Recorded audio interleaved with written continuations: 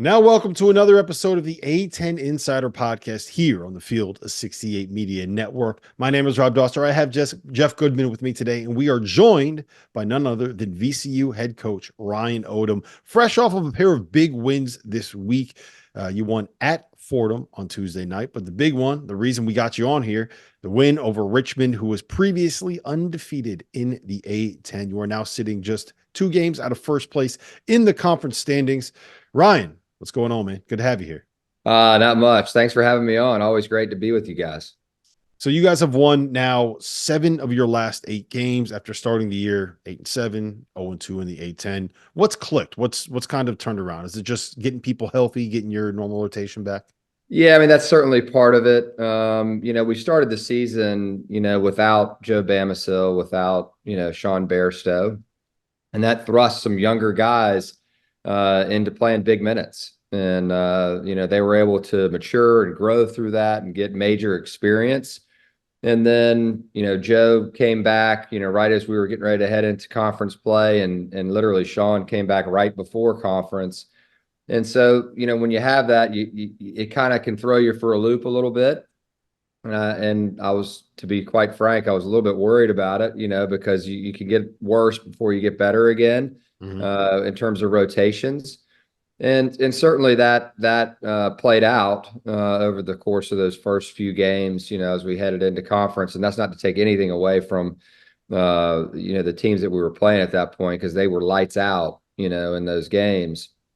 But we were able to get, more practice in, at the beginning of conference there and develop kind of what the rotations were going to be. And then, we really had to focus on our defense and get that tight again.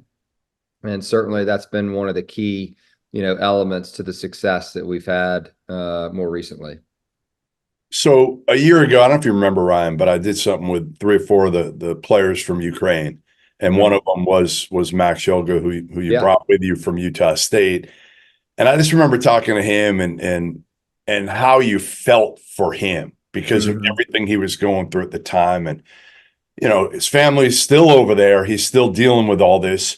What's it been like for you to try to kind of help him through all this? And do you feel like it's gotten a little bit easier for him now? I mean, he's playing great basketball, and he was even last year through all this. I can't imagine how emotionally he deals with this every day. Yeah, I mean, it's really hard, and it's something that, we remind, not every day, but we remind the players about. I'll ask him, and I've done this before, just say, when was the last time you were home, Max? And like right around Christmas, because everybody's kind of going their separate ways and seeing their families and all that. And, I asked him that day, and he was like, yeah, it's been 2 years, and you think about, the emotional strain that can take on somebody. His family at Utah State, was tremendous. And I'm talking about his teammates, certainly his coaches, the administration there, the students, were tremendous for him. And it's been the same here at VCU. He's found a new home here. He's very comfortable here. And in fact, we had, 2 young ladies from, that are from Ukraine that moved to Richmond.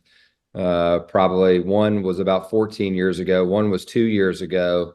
There's about 30 folks from Ukraine that are here that the Jewish Community Center here in Richmond brought over when the war started.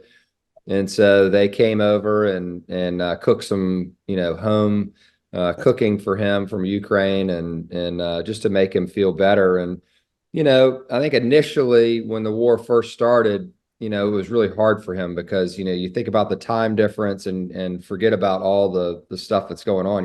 He's trying to keep up with everything and just talk to his parents, make sure they're okay.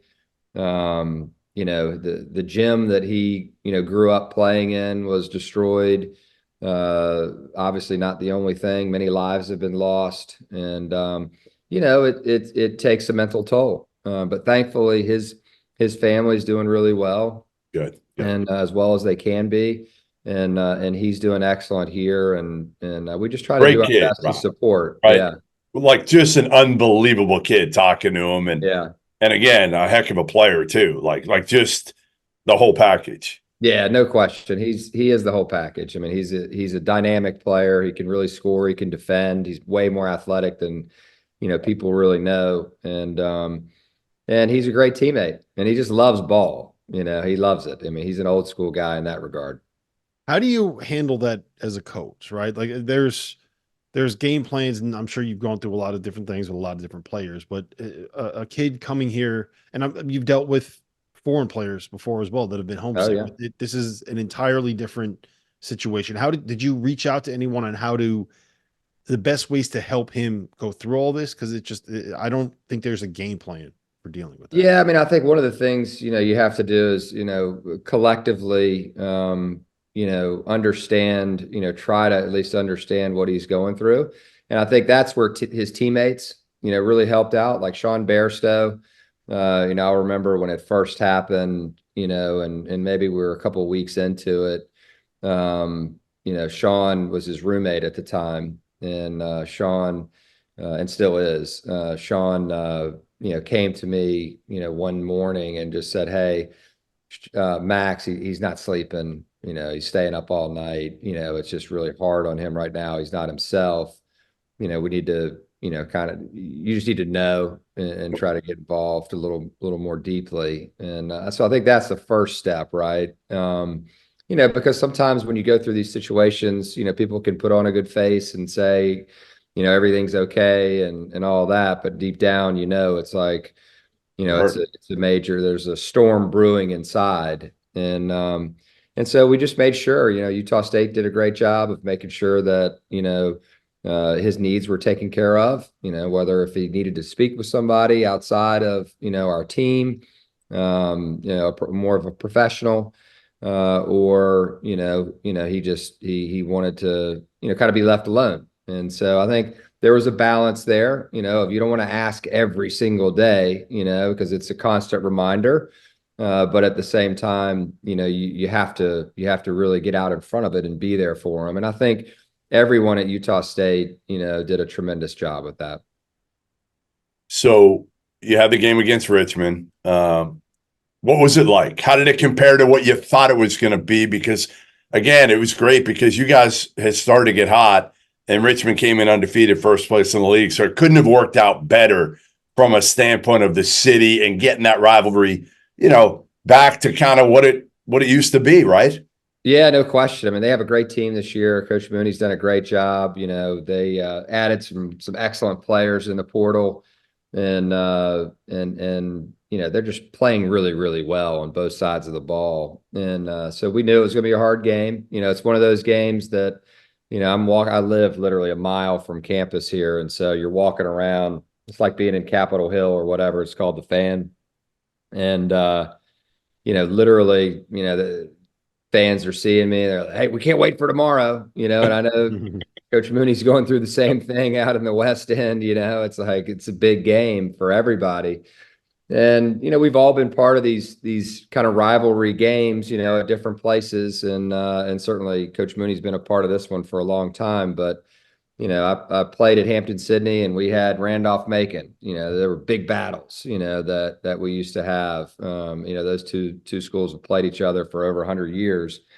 Virginia Tech, Utah State, San Diego State. Like there's some big ones that I've been fortunate enough to be a part of, and you can sense it right away. You know what I mean? When you're prepping for the game.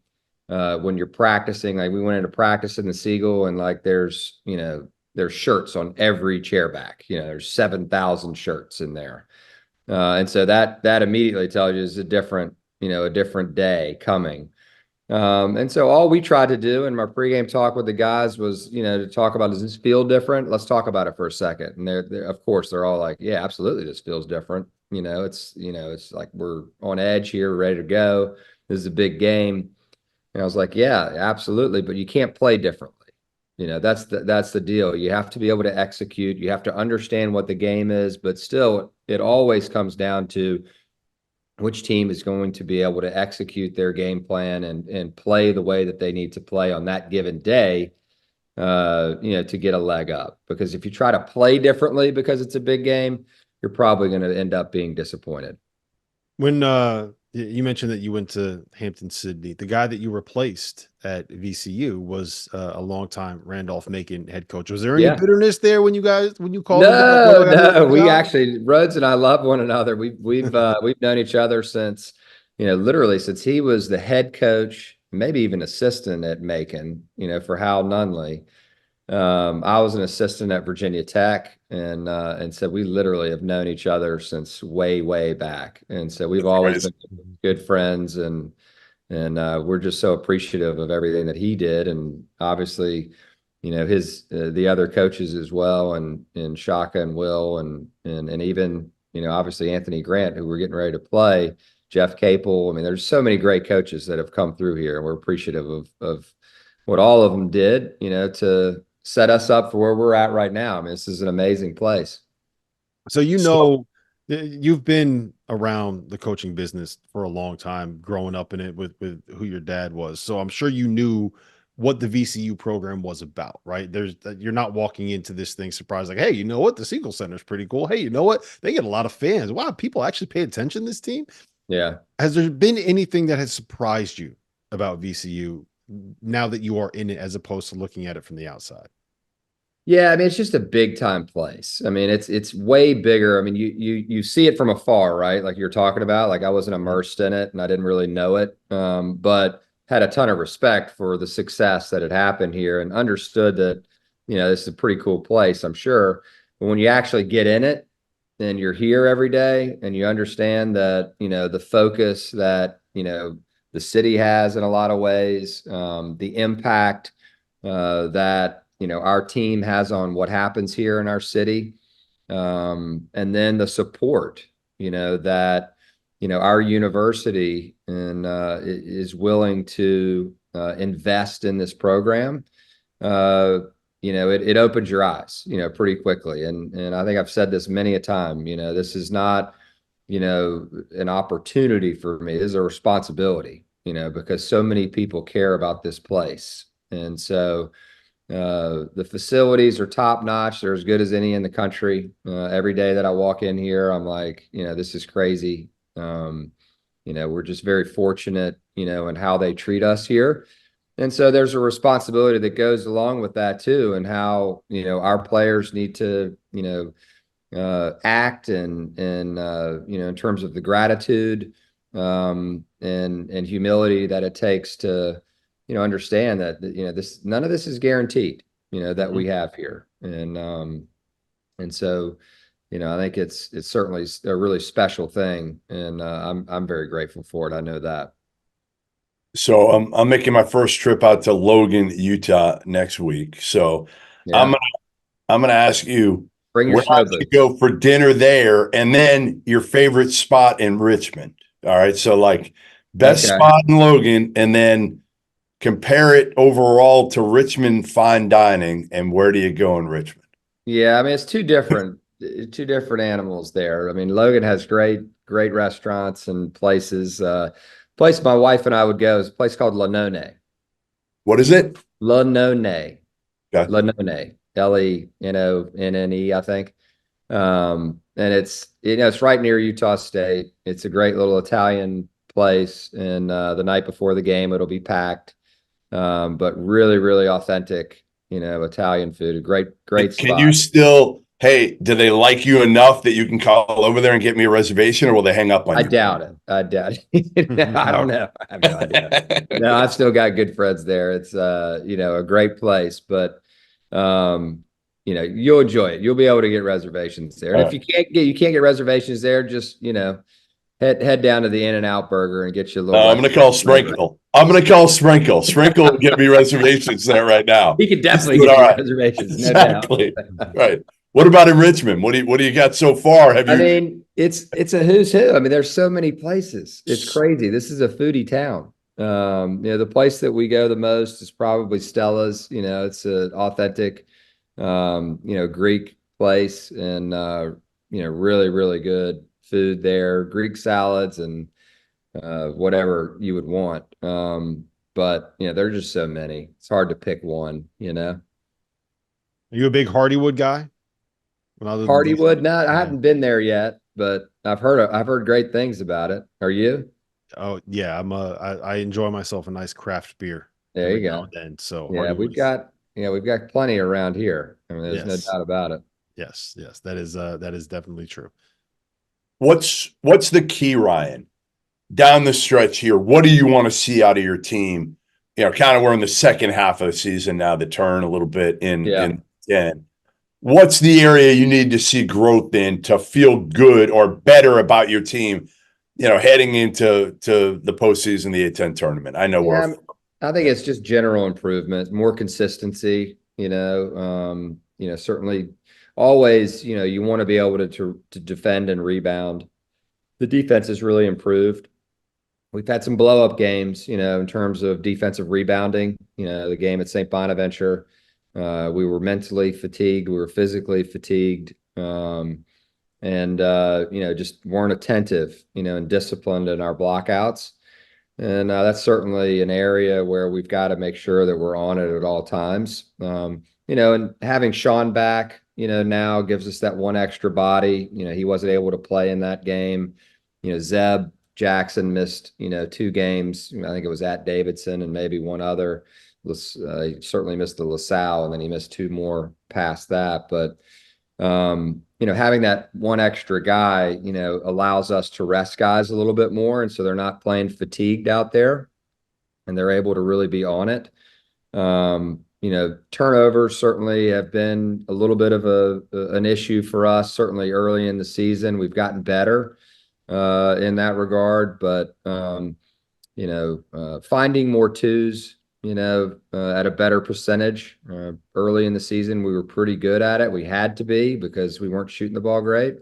But the shooting has picked up, from 3.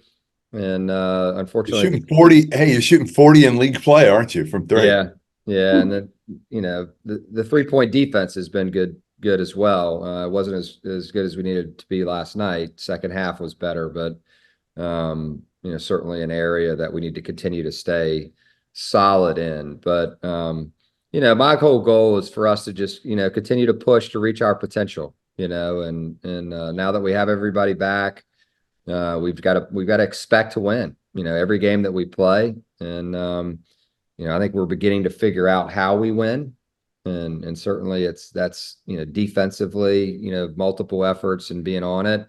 And then, transition offense and being able to execute at key times, when you need that stop or you need that basket. Ultimately, it comes down to that in tight games.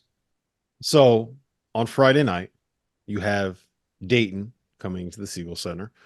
How much are you looking forward to these matchups, right? Like, this is what when you kind of put together the A-10 schedule, at least what I do is the first 2 games that I look for is, all right, when does VCU play Richmond and when does VCU play Dayton? And we had the Richmond game on Saturday, and you have the Dayton game Friday night. I believe that is the ESPN game, right? That'll be on Yes. national Yeah, I television. think it So is. that's a big moment and a big opportunity. Yeah, no question. I mean, Coach Grant and his team, they've had a dynamite season. They've been the model of consistency all year, and played in some big games. They did their job in non-conference and really fared well, and they haven't let up at all, since. And it's a daunting task for anybody to play them. Holmes is magnificent, and it doesn't stop there. They've got guys all around him that are playing in a very confident way, whether it's attacking the basket or knocking down threes. They're just a really balanced team, and so we're going to have to play really, really well to have a chance to win. Their defense is excellent. They're holding teams basically right at a point per possession, and in conference play under a point per possession. So points are hard to come by. And so we're going to have to defend, at a high level in order to have a chance. But we're excited about it. We're excited about, the Siegel Center and our fans. We feel like we've got the best fans in the country. We know it'll be a great atmosphere in there. And we're excited for the challenge for sure. You almost have me believing it. You almost have Yeah. me believing it. We're excited to figure out how to try to stop Zeron Holmes. Let's go. Yeah, that's right. Yeah, come sit in the coaches meetings in here. We'll go in after I get off. Oh man. Well, listen, we appreciate you joining us, Ryan. A-10 Insider Pod. Glad you guys are rolling here, and we'll talk to you soon. Awesome. Have fun in Logan. Thanks, man.